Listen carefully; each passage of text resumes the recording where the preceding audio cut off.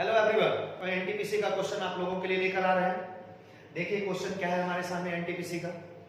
जी हाँ, रेलवे का सेशन चल रहा है, आपको बताए भी होंगे। रेलवे में ही पूछा हुआ क्वेश्चन है। एनटीपीसी में क्या है क्वेश्चन पूछा हुआ, उस पर गौर करिए। देखिए एनटीपीसी 2021 में क्वेश्चन पूछा हुआ है, पॉलिटी का क्वेश्चन है। ये बहुत ही बेहतरीन क्वेश्चन है, इससे कई सारा क्वेश्चन बनता है। आइए देखते हैं हम लोग। क्वेश्चन है, भारत में महाभियोग की प्रक्रिया द्वारा डैश को उसके पद से नहीं हटाया जा सकता है। तो नहीं हटाया जा सकता, ये आप कैसे बताइएगा?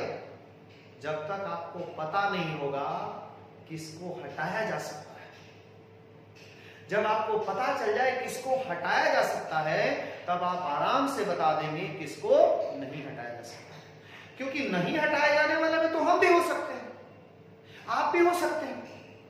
आपको भी नहीं हटाया जा सकता है महाभियोग से, हमको भी नहीं हटाया जा सकता महाभियोग से। तो कितने लोग हो सकते, करोड़ों लोग हो सकते जिसको महाभियोग से नहीं हटाया जा सकता। तो पहले जानिए किसको हटाया जाता है। तो भारत में ध्यान रखिएगा 4 लोग हैं जिस पर महाभियोग लगता है। इंग्लिश में इंपीचमेंट कहा जाता है।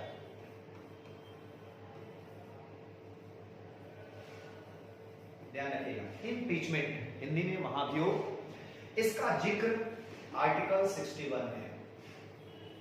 आर्टिकल 61 के तहत राष्ट्रपति पर महाभियोग की चर्चा की गई है। ठीक है ना, ध्यान रखिएगा। महाभियोग होता क्या है? महाभियोग कुछ लोगों को उसके पद से हटाने की प्रक्रिया है, और इस प्रक्रिया में संसद में काम लिया जाता है। बहुत इंपॉर्टेंट टॉपिक है। संसद का 2 सदन है, सबको पता होगा। एक होता है लोकसभा और एक होता है राज्यसभा। तो जो हमारा लोकसभा और राज्यसभा है, इन दोनों में से किसी भी सदन में महाभियोग लाकर पारित करके पद से हटाया जा सकता है। लेकिन पहला सवाल कि किसको हटाया जा सकता है, इसको जानिए सबसे पहले। तो भारत में 4 लोग हैं, ध्यान रखिएगा। यहां ऑप्शन के अनुसार आपको दिखाते हैं। पहला ऑप्शन है भारत का मुख्य न्यायाधीश, मुख्य चुनाव आयुक्त, भारत का राष्ट्रपति, और नीचे है प्रधानमंत्री। ध्यान रखिएगा, भारत का मुख्य न्यायाधीश यानी कि सुप्रीम कोर्ट या हाई कोर्ट, ये दोनों के मुख्य न्यायाधीश मत बोलिए, सारे न्यायाधीश पर महाभियोग लगता है। सुप्रीम कोर्ट, हाई कोर्ट, जितना भी चीफ जस्टिस या अदर जस्टिस हैं, सभी पर महाभियोग लगता है। उसके बाद चुनाव आयोग के जितने सदस्य हैं, इन सब पर महाभियोग लगता है। इसके बाद भारत के राष्ट्रपति पर महाभियोग लगता है, लेकिन प्रधानमंत्री पर महाभियोग नहीं लगता है। ध्यान रखिएगा। तो 4 लोग कौन है जिस पर महाभियोग लगता है? तो चौथा नंबर का नाम जानिए। एक संस्था है जिसका नाम है कैग। कैग का जो अध्यक्ष होता है, इस पर लगता है महाभियोग। कैग क्या है? तो कैग अलग चैप्टर में हम आपको बता देंगे। अभी फिलहाल इसका फुल फॉर्म जान लीजिए, comptroller and auditor general of India.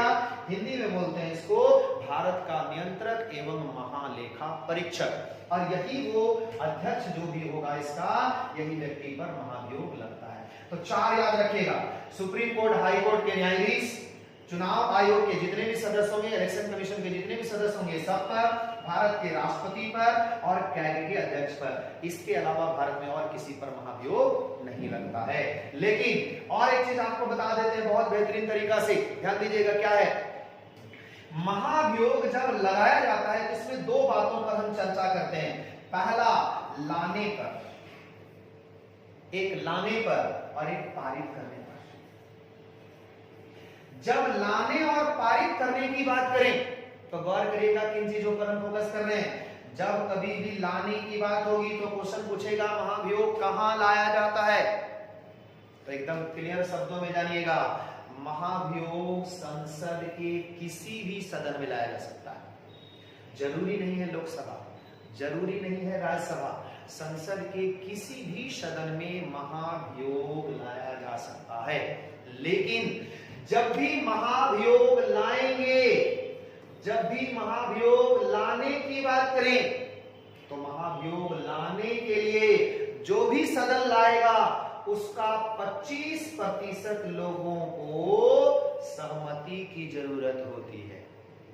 25% लोग कहेंगे तभी महाभियोग लाया जाएगा। अभी पारित होने की बात ही नहीं हो रही है। मतलब लोकसभा अगर लाना चाहता है तो इसके टोटल सदस्य का 25% सहमति चाहिए। अगर राज्यसभा लाना चाहता है तो राज्यसभा के टोटल सदस्यों का 25% की सहमति चाहिए। ठीक, लेकिन आते हैं पारित करने पर। जब हम पारित करने की बात करते हैं तो पारित करने के लिए जो भी सदन पारित करेगा उसको 2/3 बहुमत से पारित करना पड़ेगा। ध्यान रखिएगा, 2/3 मेजोरिटी से पास होना चाहिए, तब जाकर महाभियोग लगता है। और दोनों सदन से पारित होगा तब। अगर किसी भी एक सदन ने फेल कर दिया मतलब महाभियोग नहीं लगेगा।